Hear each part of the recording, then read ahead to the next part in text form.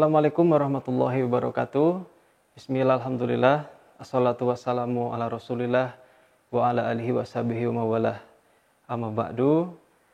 Para santri Pesmadin Febi Yayan Surakarta yang saya banggakan, alhamdulillah kesempatan pada kali ini saya akan menyampaikan materi tentang usul fikih. Materi ini saya ambil dari buku yang saya tulis sendiri, yaitu buku Saku Usul Fikih, ya, yang nanti kita akan membahas topik-topik yang sangat menarik untuk kita kaji, dan insya Allah ini akan sangat bermanfaat untuk kehidupan kita sehari-hari. Topik itu antara lain, yang pertama adalah kita nanti mengaji syariah, fikih, dan usul fikih, yaitu bagaimana konsep syariah, definisi, penjabaran, dan juga fikih, juga usul fikih. Apa korelasi antara ketiga istilah tersebut? Yang kedua, nanti kita akan ngaji tentang hukum mahkum alaih dan juga mahkum fih. Ya, dari sisi definisinya, penjelasannya, dan juga contoh-contoh dalam kehidupan kita sehari-hari. Yang ketiga adalah kita akan mengaji tentang hukum taklifi. Ya, bagaimana tentang hukum taklifi itu, apa isinya, apa jenisnya, dan korelasinya dalam kehidupan sehari-hari. Keempat, ngaji hukum wad'i. Ya. Dan yang terakhir, kita akan mengkaji tentang apa itu maqasidus syariah dan bagaimana kita aplikasikan maqasidus syariah itu untuk kehidupan kita sehari-hari. Untuk lebih berkahnya ngaji kita usul fikih ini, saya mengajak kita membaca dulu surat Al-Fatihah. Ya, kita khususkan untuk para guru kita, khususnya para guru usul fikih dan juga guru-guru kita yang lainnya. Semoga keberkahan ilmu mereka bisa kita dapatkan ketika kita mengaji usul fikih ini. Bibarakati umul kitab Al-Fatihah. A'udzubillahi minasyaitonirrajim. Bismillahirrahmanirrahim. Alhamdulillahirabbil alamin. Arrahmanirrahim. Maliki yaumiddin. Iyyaka na'budu wa iyyaka nasta'in. Ihdinas siratal mustaqim. Siratal ladzina an'amta 'alaihim ghairil maghdubi 'alaihim waladdallin. Amin. Santri Pesmadin yang saya banggakan, untuk selanjutnya kita masuk membahas tentang definisi syariah, fikih, dan juga usul fikih. Secara terminologi, istilah syariah itu ditemukan dalam Al-Qur'an, yaitu dalam surat Al-Jathiyah ayat 18. A'udzubillahi minasyaitonirrajim. Tsumma ja'alnaka 'ala syari'atin minal fattabi'ha wa la tattabi' ahwa'al ladzina la ya'lamun. Nah, di sini kita menemukan satu lafaz tentang syariah, ya. Dalam ayat ini yang dimaksud dengan syariah adalah satu peraturan global yang sangat besar, yang sangat lengkap, yang itu adalah, kata lain adalah agama, gitu ya. Kita lihat terjemah atau arti dari ayat ini, ya. Kemudian kami jadikan kamu di atas satu syariat atau satu peraturan dari urusan agama itu, ya, minal amr, dari urusan. Fattabi'ha, maka ikutilah syariat itu, wala tattabi'ahu alladzina la ya'lamun, dan janganlah kalian itu mengikuti, ya, hawa nafsu orang-orang yang tidak paham, orang-orang yang tidak mengetahui. Nah, oleh karena itu ada satu konsep besar, ya, tentang perbedaan makna syariah, fikih, dan juga usul fikih. Jadi syariah itu adalah satu gambaran besar, ya, satu konsep besar tentang sekumpulan teori, sekumpulan konsep, dan juga sekumpulan aturan-aturan. Oke, jadi itulah disebut dengan agama Islam kita ini. Maka suatu saat kita pernah mendengar misalkan ada namanya syariatnya Nabi Musa, ya. Ada syariatnya Nabi Isa, gitu. Dan juga ada syariatnya Nabi Muhammad SAW. Nah, itulah yang disebut dengan syariat dalam arti kata agama Islam kita ini. Ya. Kemudian apa korelasinya dengan fikih dan usul fikih? Kalau kita lihat konsep ini, oke, usul fikih ini adalah satu jalan, ya, satu metode, satu metodologi. Ya. Bagaimana ketika gambaran besar syariah ini kemudian bisa diaplikasikan dalam kehidupan sehari-hari. Karena seperti yang pernah saya sampaikan dalam di kelas ya ataupun di seminar-seminar yang lain, bahwa syariah ini sifatnya adalah sangat umum sekali, mujmal ya, sangat global, universal. Nah, untuk memahami keglobalan syariah itu, maka perlu cara atau metode untuk membuatnya rinci ya, untuk membuatnya bisa dipahami oleh masyarakat dalam kehidupan sehari-hari. Nah, maka perlu di situ yang disebut dengan usul fikih.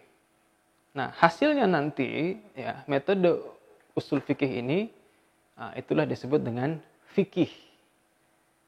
Oke, kita kasih aplikasi contoh misalkan ya. Agama Islam besar, oke, di situ ada Al-Quran sebagai sumber hukumnya, ada Al-Hadis dan juga ada Ijtihad, nanti akan kita bahas lebih rinci lagi. Kemudian di situ ada ayat-ayat Quran. Ayat Quran itu kan menjelaskan secara mujmal ya, secara global. Nah, bagaimana supaya ayat-ayat itu kemudian menjadi satu konsep hukum fikih? Ya. Contoh sederhana bagaimana tata cara sholat. Sholat kan fikih ya, disebut dengan fikih ibadah. Maka di situ perlu yang dinamakan dengan usul fikih. Oke. Nah, maka di situ juga nanti akan muncul yang disebut dengan mazhab, ya, mazhab atau golongan atau kelompok yang sangat populer di antara kita atau di Indonesia. Ya, ada mazhab Syafi'i, ada mazhab Hambali, ada mazhab Hanafi dan juga ada mazhab Maliki. Ya. Nah, jadi keempat mazhab itulah yang kemudian mereka sangat concern untuk membahas tentang usul fikih. Ya, dan nanti akan menghasilkan fikih tentang sholat itu. Nah, kadang terjadi di antara umat muslim kita itu, ya, fikihnya ini berbeda-beda ya. Ada tata cara sholat yang berbeda ya. Misalkan ada yang sebelum sholat itu kita membaca usolli fardhul maghrib, misalkan begitu. Ada yang tidak juga, tidak perlu usolli, tetapi niatnya langsung takbiratul ihram dan itu ada di dalam hati. Nah, itu adalah fikih ya. Jadi ada yang usoli, ada yang tidak usoli, itu adalah fikih. Nah, dari mana mereka mendapatkan fikih itu? Nah, dari syariah itu ya. Ada dari ayat Quran, dari hadis gitu. Nah, kemudian apa cara untuk mendapatkan bentuk fikih dari syariah itu? Nah, itulah disebut dengan usul fikih. Ya, jadi usul fikih itu adalah metodologi, cara bagaimana menemukan fikih yang bersumber dari syariah agama Islam kita yang sangat global tersebut. Untuk lebih jelasnya lagi, ya, karena tadi saya sebutkan syariah ini adalah bentuk agama Islam kita ini, maka selanjutnya ada satu konsep rukun agama, ya, yang saya sebut dengan rukun agama. Dari mana konsep rukun agama ini? Nah, ini ada satu hadis yang menjadi dasar epistemologi daripada konsep rukun agama ini. Ya, kalian para santri mungkin pernah mengaji ya tentang satu kitab tipis itu namanya kitab hadis Arba'in An-Nawawi yang hadisnya cuma 40 ya, 41 ya aslinya itu. Nah, di hadis kedua ya, kalian kalau ngaji kitab itu akan menemukan di hadis kedua itu ada teks hadis ini ya. Cerita ini kan cerita ya, ada satu cerita bagaimana Umar menyampaikan suatu hari ya, kita sedang duduk bersama Rasulullah SAW ya, kemudian datang seorang laki-laki yang serba putih ya, bajunya putih, rambutnya putih, bersih gitu. Dan orang-orang tidak kenal ya siapa dia gitu. Jadi orang asing ya. Kemudian tiba-tiba datang dan tidak ada tanda-tanda perjalanan jauh. Ini aneh. Ya, di padang gersang Arab waktu itu ya, belum ada driver online ya, belum ada Gojek, belum ada sebagainya itu ya. Tiba-tiba datang seorang laki-laki berpakaian putih, tidak dikenal, tetapi tidak ada tanda-tanda perjalanan jauh. Harusnya kan keringetan gitu ya, kemudian bajunya lusuh atau baju putihnya itu terkena debu dan sebagainya. Ternyata itu tidak. Nah, kemudian anehnya lagi langsung bertanya kepada Rasulullah, ya. Qala Muhammad, ya Muhammad akhbirni anil Islam. Nah, jelaskan kepadaku tentang Islam. Nah, kemudian Rasul berkata, al-Islamu huwa anta syahada an la ilaha illallah, terus ya, kemudian itu menjadi konsep rukun Islam. Ya, kita mengenal itu ada rukun Islam yang 5. Ya. Selanjutnya, setelah selesai Rasul menyampaikan rukun Islam 5 itu, si orang putih tadi berkata, "Shadaqta, benar engkau Muhammad," gitu. Nah, ini aneh lagi kan? Sudah orang asing itu nanya kepada Nabi Muhammad dan juga dia membenarkan. Oke, jadi kayak mau ngetes gitu ya. Selanjutnya nanya lagi, "Fa'akhbirni anil iman." Kalau tentang iman apa, bagaimana? Nah, Rasul menjawab, iman adalah, nah ini ya, amantu billah wa malaikatihi wa kutubihi wa rusuli dan selanjutnya. Maka itu sudah jadi konsep rukun iman. Iman kepada Allah, kepada kitab, kepada Rasul, pada hari kiamat, ya, kepada qada dan qadar. Itu sudah menjadi rukun iman. Selesai itu Rasul menjawab, si orang putih tadi bilang lagi, "Shadaqta, benar engkau Muhammad." Lanjut lagi, nanya lagi satu lagi. "Fa'akhbirni anil ihsan." Okay. Jelaskan kepadaku tentang ihsan. Rasul menjawab, ya, al-ihsanu huwa an ta'budallah ka'annaka tarah fa illam takun tarahu fa innahu yaraka. Jadi kalau ihsan itu adalah engkau beribadah kepada Allah, engkau menghamba kepada Allah seolah-olah engkau melihatnya. Terus gimana kalau nggak melihatnya, nggak bisa melihat, kita kan tidak bisa melihat Allah. Nah, maka ada solusinya. Fa illam takun tarah fa innahu yaraka, gitu kata Rasul. Kalau engkau tidak bisa melihat Allah, maka yakinlah Allah itu pasti melihat kita. Nah, itu adalah konsep daripada ihsan. Nah, ya, selanjutnya dibenarkan lagi seorang putih tadi, "Shadaqta." Benar, kayak gitu. Nah, baru selanjutnya orang putih tadi itu menjelaskan tentang, nanya lagi, "Pak akhbirni anisa'ah." Nah, ini ya. Jelaskan kepadaku tentang hari kiamat, as-sa'ah. Rasul menjawab juga bahwa mal mas'ul anha bi'a'lama minasail. Yang nanya ini lebih tahu daripada yang ditanya. Nah, ya, kata Rasul begitu. Maka dia tanya lagi terus, ya kalau gitu Pak akhbirni anil amaratiha, ya udah tentang tanda-tandanya aja, gitu kan. Kemudian Rasul menjawab beberapa tanda-tanda tentang kiamat itu. Nah, kita skip sampai situ. Nah, yang terkait dengan rukun agama adalah dari terakhir ini ya. Kemudian Umar bertanya kepada Umar ditanya oleh Rasulullah, "Hai Umar, kamu tahu nggak siapa tadi yang datang?" Kan gitu. Kata Umar, "Nggak tahu ya Rasulullah." Gitu. Maka Rasul menjawab,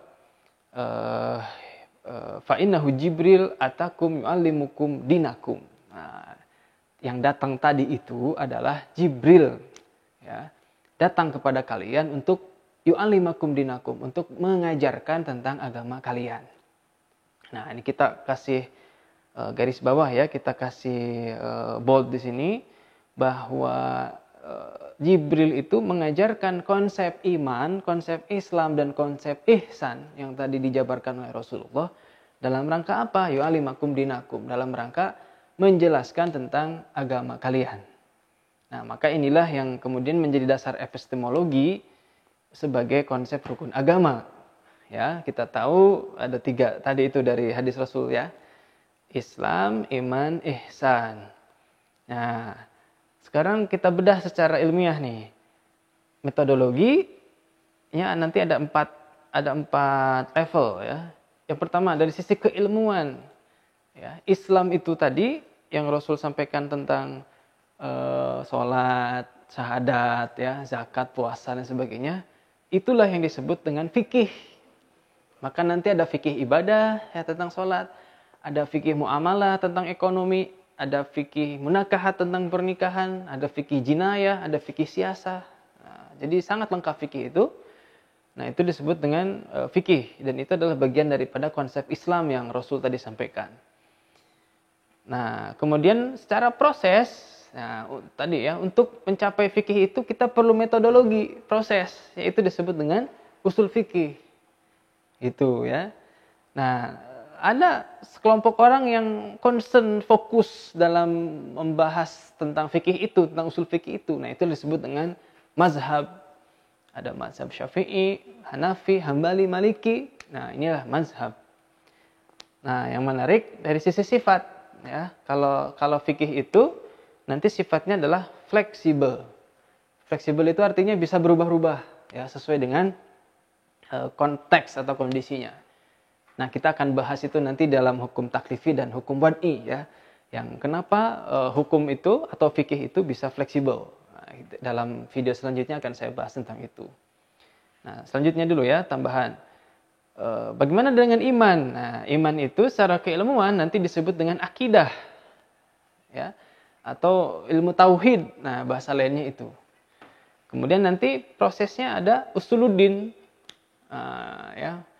Maka kita di kampus ini, Yayan Surakarta, punya namanya Fakultas Usuluddin. Nah, ini adalah bagaimana seharusnya fakultas itu nanti membahas tentang akidah, tentang tauhid, ya, tentang keimanan. Nah, secara teknis tadi orang atau lembaga yang concern terhadap tentang iman itu, ya, adalah namanya disebut dengan firqah. Firqah itu banyak sekali, ya. Bahkan kata Rasulullah kan ada 73 golongan. Nah, ya. 73 golongan firqah yang semuanya sesat, hanya satu yang selamat, yaitu ahli sunnah wal jamaah.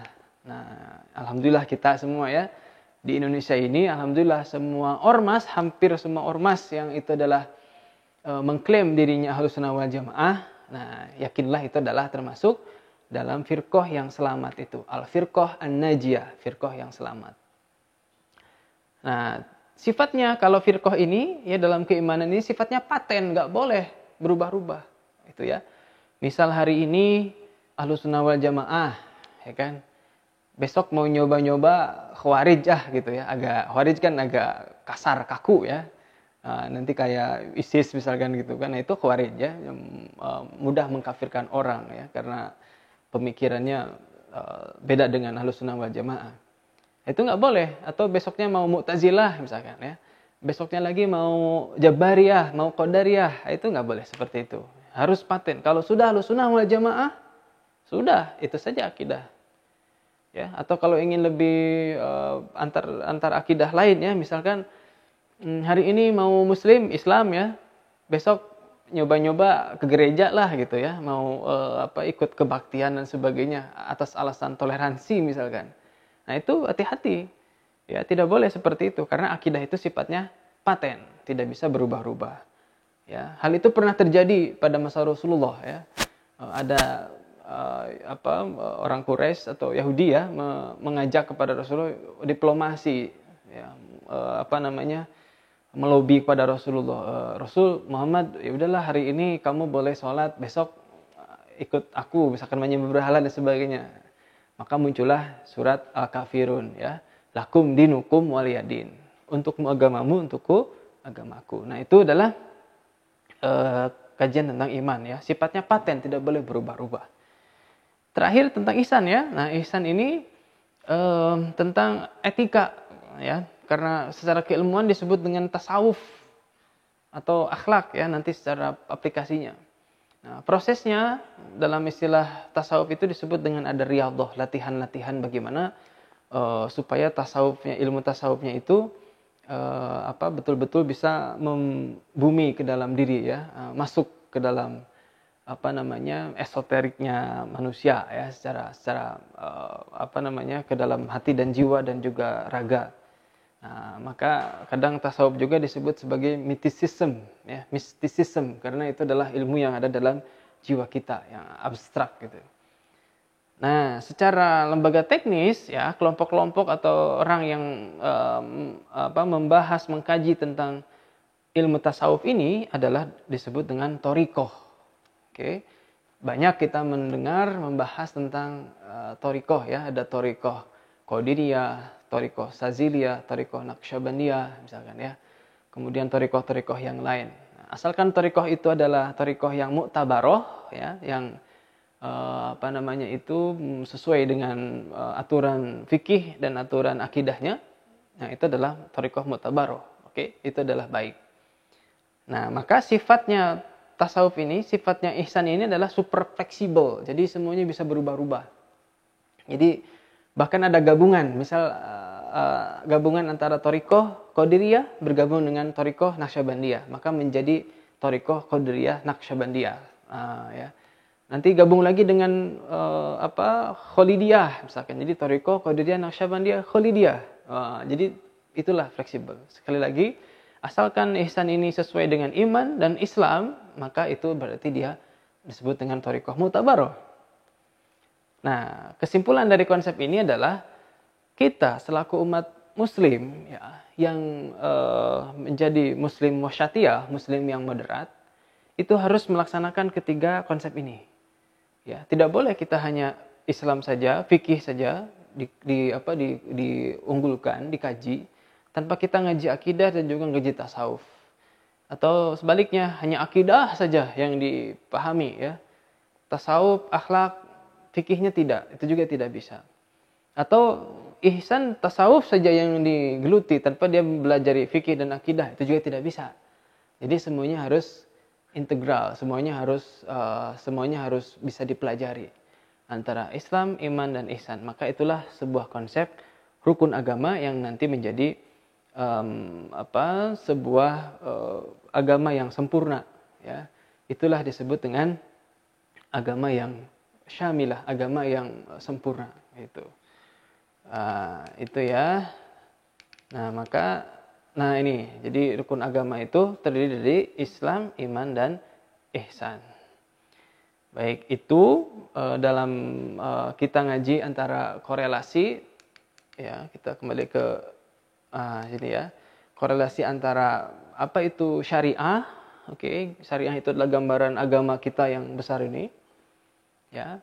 Fikih adalah produk dari syariah itu dalam bagian hukum-hukum, ya, yang itu adalah nanti akan mengatur tentang fisik kita, ya, tentang bagaimana cara kita beribadah, sholat, zakat, puasa, gitu, ya. Nah, itu adalah fikih. Oke. Nah, usul fikih adalah caranya untuk kita masuk menemukan bagaimana konsep fikih itu, ya. Kalau kita kaitkan dengan konteks ekonomi, sama juga, ya. Misalkan dalam syariatnya kita diperintahkan oleh Allah itu untuk saling tolong menolong, ya, dalam masalah ekonomi, ya. Kita ta'awun, saling membantu. Nah, maka nanti ada fikihnya, ada fikih muamalat, ada fikih bisnis, itu, ada fikih manajemen, ya, ada fikih perbankan, ada fikih akuntansi dan sebagainya. Nah, bagaimana cara menemukan fikih akuntansi itu? Bagaimana cara menemukan kita fikih manajemen, bisnis, nah, fikih muamalah? Nah, kita perlu disebut dengan usul fikih. Seperti apa usul fikih yang kita perlukan? Akan kita bahas dalam video selanjutnya. Terima kasih. Mudah-mudahan bermanfaat untuk kita semua. Kita ketemu lagi di kesempatan yang akan datang. Wabillahi taufiq wal hidayah. Wal afu minkum. Wassalamualaikum warahmatullahi wabarakatuh.